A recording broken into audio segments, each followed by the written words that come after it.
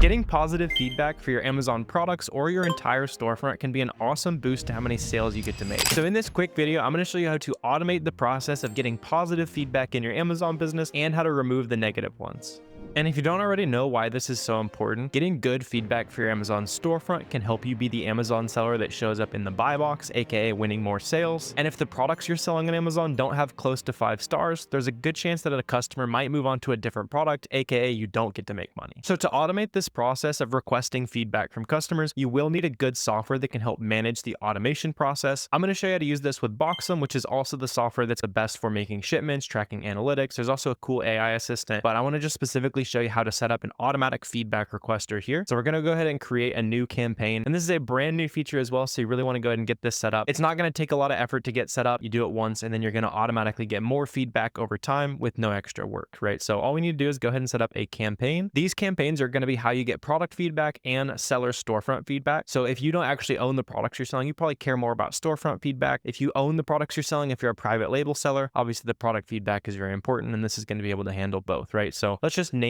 the campaign. I'm just going to call it standard test. So I know I was doing this, making a video, that kind of thing. Go ahead and set the status to active. That way it's live immediately. Go ahead and send that to new customers as they start checking out. There's also a couple other options that I actually would recommend toggling on. I personally toggle on to exclude FBM orders. The reason for that is it's a lot harder if a customer goes in and leaves a negative feedback on an FBM order to get that feedback removed. It's really easy to get FBA negative feedback removed typically. And again, I'll show you how to do that. But just for that reason, I like to exclude FBM orders. And then I'd also recommend toggling this on just in case they somehow already gave your store negative or neutral feedback. You don't want them also going in and being encouraged to leave a rating on the product. They probably didn't have a great experience on that either. The other thing we can do is go ahead and select specific products that we want to set this campaign live to. For me, I'm just interested in getting as much store feedback as possible. So I'm going to set that to all products. If you have specific products you want included or specific products you don't want included, you can also toggle that here and you'll just select which products on your store that you do not want. As far as the campaign type, the Amazon default is going to look exactly like this. This is what's going to send to customers when Boxem starts requesting that feedback for you. Although you can also set up a custom email text template and then go ahead and create the template. So you can see here is basically a short template that we've gone ahead and created on Boxem. You can see it's a little bit more informal, that kind of thing. Be careful if you do this. Make sure that the message that you're writing is compliant with Amazon's terms of service. Read through the terms of service very explicitly if you are going to send custom emails. That's why I would really recommend doing Amazon default. Make sure you're not doing anything like asking for specific types of feedback. There's lots of little random rules. So again, I would recommend Amazon default. If you want to set up your own custom message, I love it. Just make sure it's TOS compliant. Once you decide on a template, just go ahead and head down to the sending options and then select how many days after the delivery date, shipping date, or even order date that you want that to get sent out. For me, I like to ask for a feedback 3 to 5 days after the item has actually showed up. So they have a chance to open the box, make sure they had a good experience, but also that it wasn't so long ago, 30 days ago, something like that, where they might have completely forgotten and, oh, I forgot. But I also like to make sure it's not super long ago where 30 days ago they've forgotten about the order, they forgot the seller they bought from, all that kind of stuff. And then I also do recommend excluding refunded orders. That would be obviously the customer probably had a bad experience or that kind of thing. If all you care about is storefront reviews, you could consider leaving this on because a customer might be happy that they had good customer service, they had an issue with the product, but the seller was great. You can think about it that way. If you care a lot about the product feedback, I would really recommend turning this on because you don't want the customer to remember, oh, I don't like that product, I had to return it, and now they're asking me for a feedback. All right, I'm probably gonna leave it not a great feedback. That's how I would kind of look at that option there. Go ahead and press save, and then you're good to go, right? Now you're automatically gonna have those emails sent out to customers. You can see based on how many I've sent, I'm also just getting that set up. I'm excited to use a new feature here on Boxem, but this would be a great way to increase how much feedback and overall how many sales you get to make because of that. And as you're getting those feedback, if you ever get a negative feedback or just don't know how to check your current feedback, it's just on the dashboard of Seller Central, and you can actually get these removed. So just open up the feedback. When you get to the feedback manager, just go ahead and scroll down. And when you scroll down, you'll see the feedback you've left. You can even see here's a 1-star feedback that we received. And if you want to get it removed, just click the drop down menu next to the feedback. Since I already got this feedback removed, it's not going to let me. And I'm going to just show you how to do it on this one. You can just press request removal right here. I don't want to remove a 5-star feedback, so I don't press that button, but it will automatically check and see if that feedback can be removed. The vast majority of times, the customer is actually accidentally leaving a review for the product. So that's one thing Amazon's looking for. Amazon's also checking the feedback. Sometimes people like swear at you and that kind of thing. You can get those removed. And if it ever says that you can't get the feedback struck through, you can open a case and try to tell Amazon why it might not be your fault. A lot of times it might be things like the product was damaged. You can open a case with Amazon and say, when we shipped it, it was properly packaged. And you can more or less, don't be aggressive about it, but you can blame the Amazon warehouse for that product being damaged. And a lot of times they'll go ahead and get that feedback removed for you.